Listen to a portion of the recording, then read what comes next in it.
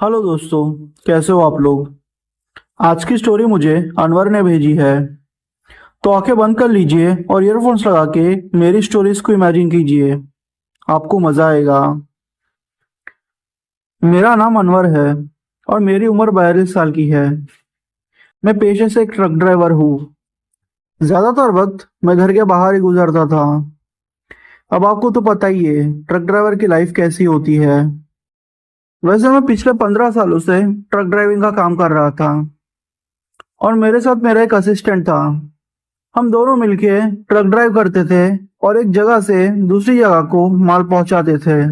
और हमें माल पहुंचाने के लिए असम के साइड आना था।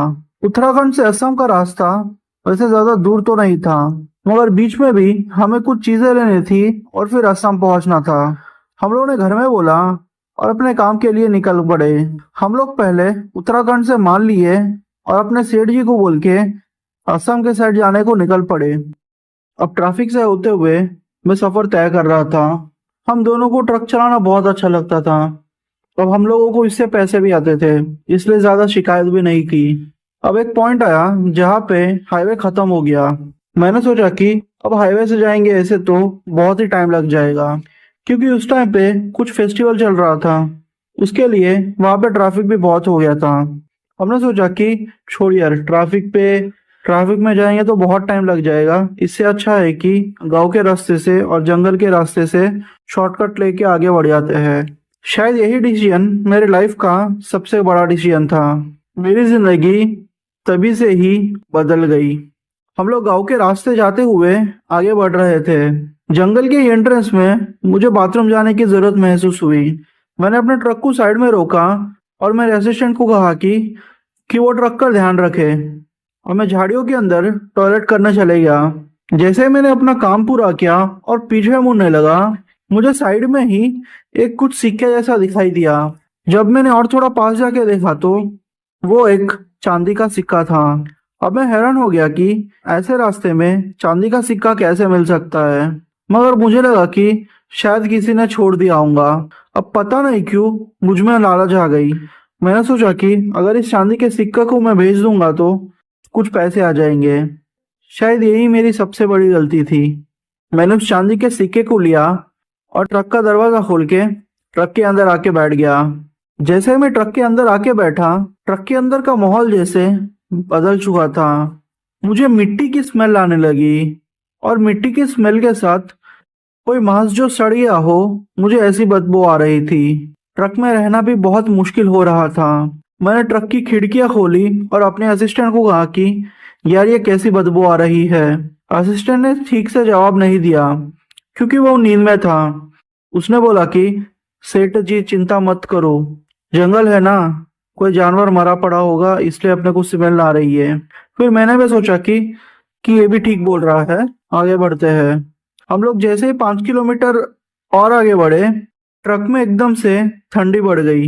अब इसका रीजन मुझे समझ में नहीं आ रहा था। मुझे लगा कि शायद वो रास्ता ही इतना ठंडा होगा क्योंकि बहुत सारे पेड़ थे और बीच बीच में बारिश पड़ रही हो, ऐसे फील हो रहा था। फिर मैंने भी ज्यादा सोचा नहीं।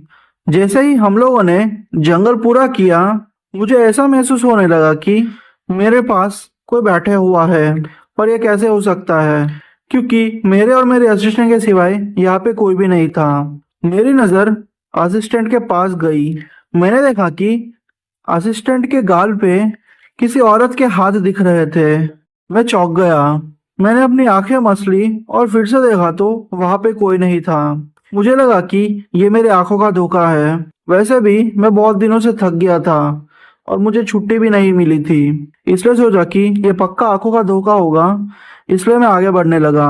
थोड़े टाइम के बाद मुझे मेरे ट्रक के अंदर से किसी औरत के हंसने की आवाज आ रही थी। सच बोलूं तो अब इस पॉइंट पे मैं बहुत डर गया था।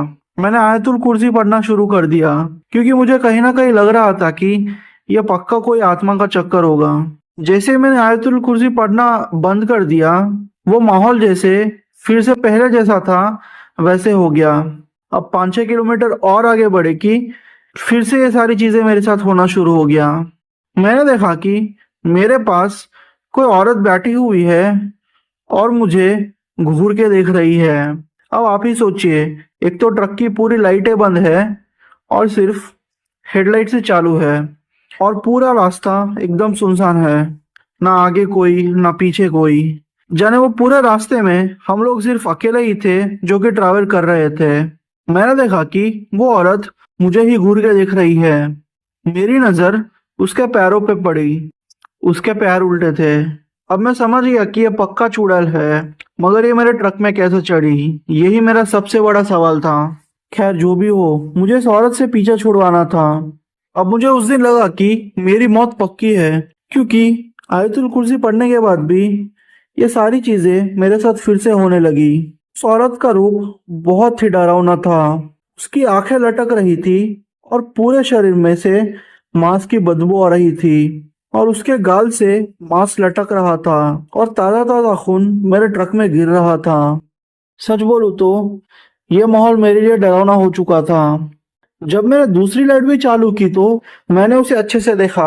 उसका पूरा शरीर जैसे हवा से बना हो वैसा था, क्योंकि वो उड़ रही थी, जैसे कि वो मेरे ट्रक के पास के सीट में बैठी ना हो, वो ऐसे हवा में ही उड़ रही थी। अचानक से वो जोर से चिल्लाई। उसके चिल्लाने की आवाज सुन के मेरा असिस्टेंट भी एकदम से डर गया, और उस औरत के रूप को देख के वो बेहोश हो गया। अब मेरा कंट्रोल मेरे ट्रक से छूटने ही वाला था कि जैसे तैसे करके मैंने मेरे ट्रक को कंट्रोल में लिया और आगे बढ़ने लगा, क्योंकि मुझे पता था कि इसकी एक लिमिट होगी। ये लिमिट हम लोग क्रॉस कर देंगे तो ये औरत हमें सताना भी बंद कर देगी। अब एग्जैक्टली हुआ भी ऐसा, और 4 किलोमीटर आगे बढ़ने पर वो औरत वहां से गायब हो गई। सच बोलूं तो ये मेरे लाइफ का सबसे खराब एक्सपीरियंस था। आपको लग रहा होगा कि ये स्टोरी यहीं पे एंड हो गई, मगर शायद ये कहानी अभी शुरू हुई थी। जो चांदी के सिक्के को मैं लेके आया था, उस चांदी के सिक्के को मैंने कई जगह बेचने की कोशिश की, मगर पता नहीं मैं उसे बेच ही नहीं पाया। जहां भी बेचने को जाता वो लोग मुझे बिल्कुल मना ही कर देते हैं। 2-3 दिन वो सिक्का मेरे घर पे पड़े रहा। पर शायद ये भी मेरी सबसे बड़ी गलती थी। पहले दिन की बात है, मेरे घर में 2 बच्चे और मेरी बीवी है, और कभी कभी मैं मेरी माँ के साथ भी रह लेता हूँ। अब मेरे ट्रक ड्राइविंग करने की वजह से मेरी माँ मेरे साथ ज़्यादातर नहीं रहती थी। वो मेरे छोटे भाई के पास रहती थी, जो कि उसका घर मेरे पास ही था। मेरी माँ मेरे घर आई और मैंने मेरी माँ से सारी चीज़ें शेयर की, तो उन्होंने बोला कि इतनी लालच मत कर, ये लालच तुझे डुबा देगी। बस यही लफ्ज़ थे जो उन्होंने मुझे बोले थे। अब मैं ज़्यादा इन सारी चीज़ों में पढ़ना नहीं चाहता था। वो सिक्के बेच के मैं पैसे लेना चाहता था। पहले दिन की रात को मैंने देखा कि मेरी बीवी कुछ अलग ही बिहेव कर रही है। आधी रात में वो अपने बाल खुले कर देती और जोर जोर से सांस लेने लगती। सच बोलूं तो इसका ये रूप देख के मैं बहुत डर गया था। मैंने अपने कमरे की लाइट चालू की और देखा कि वही औरत मेरी बीवी के ऊपर बैठ के उसे गला दबाने की कोशिश कर रही है। मैं जोर से चिल्लाया। जैसे ही मैं जोर से चिल्लाया, मेरी आंख खुली। अल्लाह का शुक्र था कि यह सिर्फ एक सपना था। वो औरत मेरे घर तक आ चुकी थी। वो औरत मेरे घर तक कैसे आई, बस मेरा यही दिमाग में सवाल चल रहा था, क्योंकि ये पॉसिबल ही नहीं था कि वो औरत वहां से मेरे घर तक आए। बट मुझे पता नहीं था कि ये सारी चीजें उस सिक्के की वजह से हो रही है। अब पहले दिन तो मुझे ये सपना आया। दूसरे दिन सुबह की बात है, मेरी वाइफ का बिहेवियर जैसे एकदम बदल गया था। वो मुझे पहचान ना रही हो ऐसे बिहेव कर रही थी, जैसे उसको पता है कि सुबह सुबह उठ के मुझे चाय चाहिए, पर उसने मेरे लिए चाय नहीं बनाई। जब मैंने इसके बारे में पूछा तो उसने कहा कि खुद ही बना लो। उसका ये रूप देख के मैं थोड़ा परेशान हो गया था। फिर मैंने सोचा कि शायद कोई प्रॉब्लम होगी जो वो मुझसे शेयर नहीं करना चाहती, क्योंकि ये सारी चीजों के बीच में मैं उसको टाइम देना ही भूल गया था। खैर जो भी है, दूसरी रात को मैं और मेरी बीवी अच्छे से सो रहे थे। रात के 1:30 बजे मेरी नींद खुली। मैंने देखा कि मेरी बीवी अपने बाल कैंची से काट रही है और जोर जोर से सांसें ले रही हो ऐसे बिहेव कर रही थी। मैं वो रूप देख के तो और डर गया। जब मैं उसके हाथ से कैंची ली और साइड में रख दी, तो वो मुझे ऐसे देखने लगी जैसे वो मुझे मार ही देगी। मैं समझ गया था कि इसके ऊपर कोई ना कोई आत्मा आ चुकी है। वो मेरा गला दबाने की कोशिश करने लगी। मैंने आयतुल कुर्सी पढ़ना शुरू कर दिया। जैसे ही मैंने आयतुल कुर्सी पढ़ना शुरू कर दिया, मेरी बीवी जैसे शांत हो गई। मैंने तुरंत ही मौलाना को बुलाया। मौलाना आए, फिर झाड़ फूक वगैरह हुआ। फिर मौलाना ने मेरी बीवी के ऊपर पानी छिड़का और 2 थप्पड़े मार के पूछने लगे कि तू कौन है। जो बातें मेरी बीवी के मुंह से निकली वो मैं सुन के दंग हो गया। वैसे मैं आपको बता दूं, मेरी बीवी की आवाज बहुत अच्छी है, पर वो आवाज एकदम अलग थी।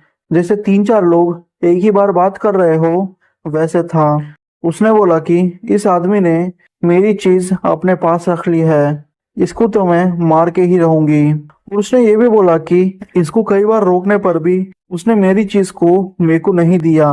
अब चाहे जो भी हो जाए, मैं इसको तो मारूंगी ही और इसकी बीवी को भी अपने साथ ले जाऊंगी। मौलाना ने फिर और झाड़ फूक किया, तब जाके सब कुछ शांत हुआ। फिर मौलाना ने कहा कि जो सिक्का तू लेके आया है वो सिक्का शापित है और इस सिक्के में ही आत्मा की जान बसी थी। तूने उस सिक्के को वहां से लेके बहुत बड़ी गलती कर दी। वो सिक्का तेरी प्रॉपर्टी नहीं है और तेरी लालच ने तुझे यहाँ लाके खड़ा कर दिया है। ये सिक्का जा वहीं पे रख के आ, सब कुछ ठीक हो जाएगा। फिर मैं भी इन सारी चीजों को भूल के आगे बढ़ना चाहता था, इसलिए वो सिक्का वही जगह पे रख दिया जहाँ पे से मैं उसको उठा के लाया था। उसके बाद थोड़े दिन तक मेरी बीवी की तबीयत खराब रही। उसके बाद सब कुछ ठीक हो गया। मेरा नाम मोहन है और मैं बिहार का रहने वाला हूँ। ये घटना मेरे साथ तब घटी थी जब मैं झारखंड माल पहुंचाने के लिए गया था। अब बिहार से मैं माल लेके झारखंड के लिए निकल गया। उस दिन मैं अकेला ही था, मेरे साथ मेरा असिस्टेंट नहीं था। अब उसकी तबीयत खराब थी तो वो वहीं पे घर पे रह गया। मैंने अपना ट्रक लिया और ट्रक को आगे बढ़ाते हुए मैंने अपना सफर कंटिन्यू किया। शाम के वक्त ढाबे पे रोक के थोड़ा खाना खाया और फिर अपने सफर के लिए निकल गया। अब रास्ता तो एकदम ठीक था, कोई दिक्कत वाली बात भी नहीं थी। अब मैं पक्के रोड से होते होते कच्चे रास्तों से गुजरने लगा। मैं हर बार यही शॉर्टकट यूज करता था, पर शायद वो रात मेरे लिए डरावनी होने वाली थी। मैं कुछ किलोमीटर अंदर गया होगा कि मुझे अचानक से ऐसे फील हुआ कि मेरा ट्रक बहुत ही स्लो चल रहा है। ट्रक भी नया था, अब ट्रक में कोई प्रॉब्लम भी नहीं थी। अचानक से पूरी हवा भारी हो गई, जैसे कि वो रात बिल्कुल गुजर ही नहीं आ रही हो, टाइम एकदम थम गया हो। अब अचानक से ट्रक में ठंडी हवाएं आना शुरू हो गई। अब वैसे तो वो गर्मियों के दिन थे, मगर पता नहीं मुझे ठंडी क्यों लग रही थी। थोड़ा आगे जाने पर मुझे एक आदमी ने रोका। अब मैंने सोचा कि कोई बात नहीं, इसको लिफ्ट दे देते हैं, अगर ये पैसे वगैरह ऑफर करेगा तो ले लूंगा।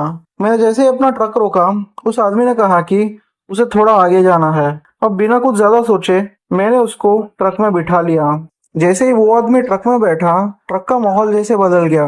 सड़े मांस की बदबू पूरे ट्रक में भर गई। अब मैंने सोचा होगा कि इसके पैरों तले कुछ ना कुछ कुचल गया होगा, उसकी वजह से मुझे वो स्मेल आ रही है। फिर मैंने सोचा कि थोड़ी देर की बात है ना, कोई बात नहीं। अब वो आदमी नॉर्मल ही बातें कर रहा था। वो कह रहा था कि उसकी पत्नी थोड़ी आगे खड़े है और उनकी गाड़ी खराब हो गई थी। उसको कोई मदद ना मिलने पर वो चलते चलते अपने गाड़ी की तरफ ही जा रहा था। फिर 6-7 किलोमीटर आगे जाने के बाद मुझे एक औरत दिखी जो कि वहां पे ट्रक रोकने का इशारा कर रही थी। मेरे पास जो आदमी बैठा था उसने कहा कि वो औरत उसकी पत्नी है और ट्रक रोक दीजिए।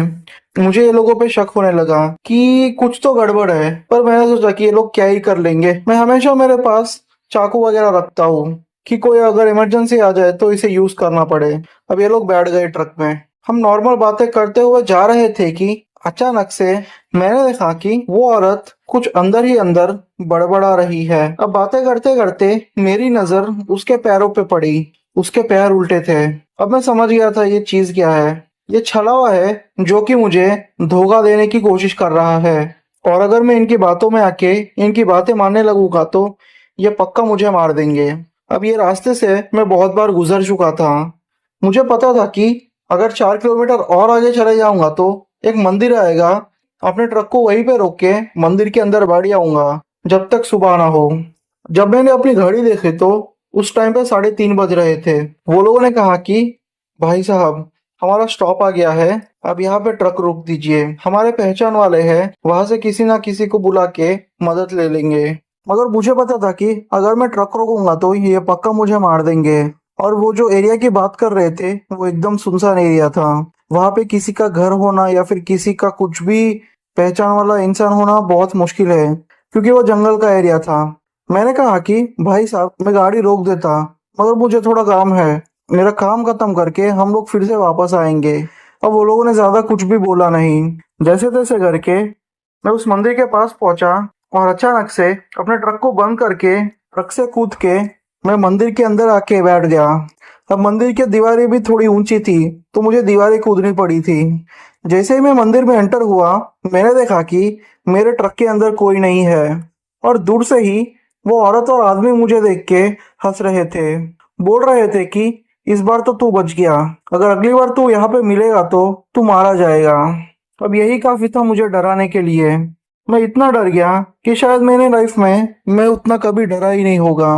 भले ही मेरे साथ ऐसे एक्सपीरियंस बहुत हो चुके थे। मैं बहुत सालों से ट्रक चला रहा था। छोटे छोटे एक्सपीरियंस दिखते थे, जैसे किसी औरत का दिखना, एकदम से औरत का गायब हो जाना, छोटे छोटे बच्चे दिखते थे मुझे। पर पहली बार ऐसा कोई एक्सपीरियंस मेरे साथ हुआ था। सच बोलूं तो मुझे बहुत डर लग गया था, बट अभी क्या कर सकते हैं। सुबह होते ही वहां पे एक पंडित जी आ गए। उनको मैंने सारी चीजें एक्सप्लेन की। उन्होंने मुझे कहा कि किसी अनजान को लिफ्ट मत देना और हमेशा अपने साथ ये धागा रखना। उन्होंने मुझे लाल धागा दिया था। तब से आज तक मैं उस धागे को पहने हुआ हूँ। अगर उस टाइम पे मैंने उनकी बात मान ली होती और उस जगह पे गाड़ी रोक दी होती तो शायद आज आपको मैं कहानी सुनाने के लिए जिंदा ही नहीं रहता। हेलो दोस्तों, मेरा नाम करण है और मेरी उम्र 46 साल की है। पिछले 16 सालों से मैं ट्रक चला रहा हूँ। वैसे मैं आपको बता दूं, मेरे और 3 ट्रक है और मेरा बड़ा भाई ये सारे बिजनेस देख लेता है। मेरे साथ मेरा असिस्टेंट था, वो मेरा बचपन का दोस्त था। अब ठीक से पढ़ाई वगैरह नहीं की थी, तो फिर हम लोगों को ट्रक ड्राइविंग सीखना पड़ा और फिर ट्रक चलाना पड़ा। अब हम लोगों को हिमाचल प्रदेश के एक गांव में सब माल पहुंचाना था। अब हिमाचल प्रदेश का नाम सुनते ही मेरे अंदर जाने एक अलग सी खुशी की लहर दौड़ गई, क्योंकि हिमाचल प्रदेश में मेरा एक दोस्त रहता था जिससे लास्ट टाइम मेरी बात 6 साल पहले हुई थी। मैंने मेरे असिस्टेंट से कहा, यार सूरज को मिले वैसे भी बहुत टाइम हो गया है और हम लोग जहाँ पे माल पहुंचाने वाले हैं ना, वहां से वो सिर्फ 18 या 19 किलोमीटर दूर उसका गाँव है। तो हम लोग जाएंगे, फिर उसको मिल के 2 दिन वहां पे घूम के उसके साथ गुजार के आएंगे। अब ये भी मान गया। हम लोग ने फिर यहाँ से मान लिया और फिर वह हिमाचल प्रदेश के छोटे से गांव में माल पहुंचा दिया। अब हम लोग बहुत खुश थे, क्योंकि हम लोगों ने टाइम पे माल पहुंचा दिया था और हमें इससे बहुत अच्छा प्रॉफिट भी होने वाला था। मैंने मेरे बड़े भाई से पूछ के 2 दिन की छुट्टी वगैरह ले ली और कहा कि मैं 4-5 दिन के बाद घर पे आ जाऊंगा। अब क्या था, एक्साइटमेंट के साथ मैं मेरे दोस्त के गांव के तरफ ही निकल पड़ा। उस टाइम पे तकरीबन रात के 12 बज रहे थे, क्योंकि माल वगैरह का हिसाब करते करते बहुत टाइम हो चुका था। अब मैं उसके बारे में सोचते सोचते अपना ट्रक चला रहा था और मेरा असिस्टेंट भी अच्छे से सोया हुआ था। आप मानोगे नहीं, मैं उसके बारे में सोचते सोचते ड्राइविंग करते करते आगे बढ़ ही रहा था कि मैंने देखा कि एक आदमी खेतों वाले रास्तों से आगे बढ़ते जा रहा है। मैंने जब उसे अच्छे से देखा तो मुझे पता चला कि ये तो सूरज ही है। अब उसको देख के मैं बहुत खुश हो चुका था, क्योंकि बहुत टाइम के बाद मैं इसे मिल रहा था। मैंने झट से अपना ट्रक रोका और उसके पास चले गया। मैंने कहा, सूरज यार कैसा है तू? हम लोग बहुत सालों के बाद मिले हैं। और पता नहीं, सूरज का एक्सप्रेशन थोड़ा अलग था। वो मुझे देख के खुश था, मगर वो खुशी उसके चेहरे पे नहीं दिख रही थी, जैसे कि उसे कोई प्रॉब्लम हो। मैंने फिर उससे पूछा, यार क्या हुआ, तू परेशान लग रहा है क्या? फिर उसने बोला कि नहीं यार, अच्छा हुआ करण तू मुझे मिलने आ गया। खैर अभी जो भी था, उसने कहा कि चल मेरे घर चलते हैं, वहां पे अच्छा सा हम लोग वक्त गुजारेंगे। अब ऐसा हुआ कि हम लोग ट्रक में बैठ गए। मैं ड्राइविंग सीट पे था और मेरे पास मेरा असिस्टेंट था और खिड़की के साइड सूरज बैठा हुआ था। हम तीनों आगे बढ़ते जा रहे थे। मैंने एक चीज ऑब्जर्व की, वैसे सूरज बहुत बोला करता था, मगर वो एकदम से चेंज हो गया। अब मुझे लगा कि शायद कुछ रीजंस की वजह से उसका बिहेवियर चेंज हो चुका है। अब होते हैं ना कुछ लोग कि वो अपना बिहेवियर वगैरह चेंज कर लेते हैं, मुझे भी ऐसे ही कुछ लगा।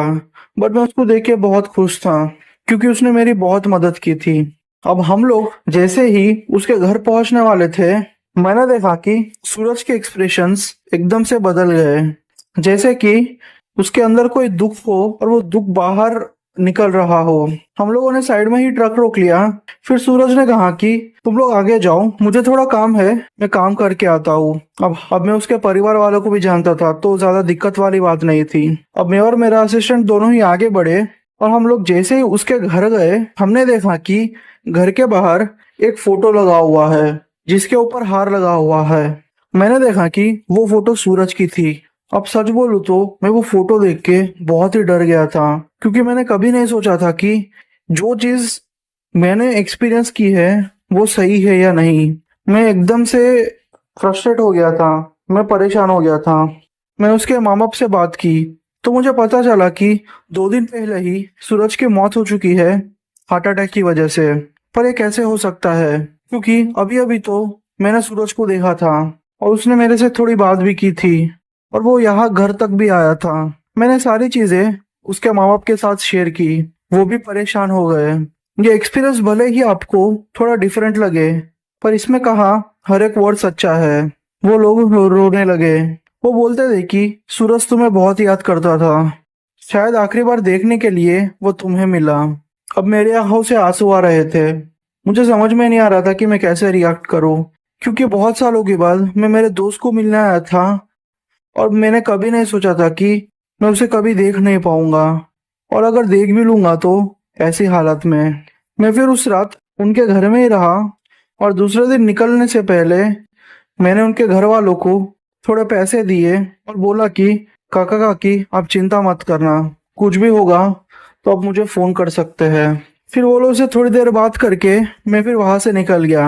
मेरे असिस्टेंट को बुखार आ चुका था क्योंकि हम लोगों ने जिस चीज का एक्सपीरियंस किया था और जिसके साथ बैठे थे वो सूरज की आत्मा थी।